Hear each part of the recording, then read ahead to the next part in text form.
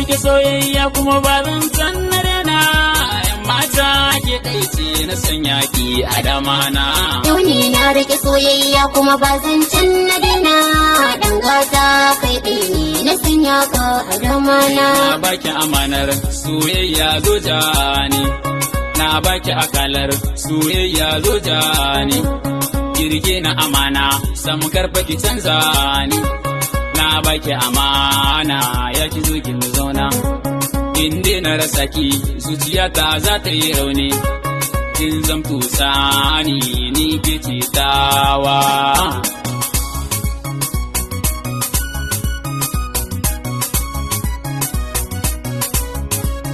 Muradin raina ni kai ne zaɓi na. Inda rai da rabo wata rana ka zama angona. Tabbazin ƙauna yau dole na yi maka hubbi na.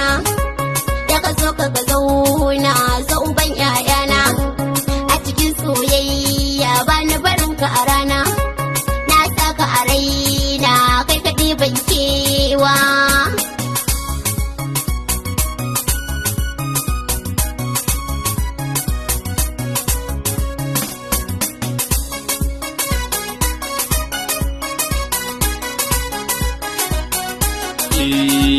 Lafazin ƙauna ke dai zan yi wa abar ƙaunata.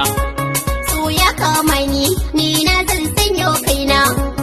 In na aure ki dole ne na yi miki gata. Daga ni na dace na samu cikar burina. Duk inda na je ni ke dai zan fifita. In dai ƙauna ce ka shiga same ta a gona.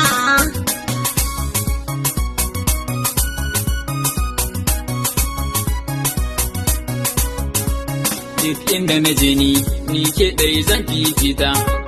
Na san ki da kirki kin yi daban a cikin 'yan mata.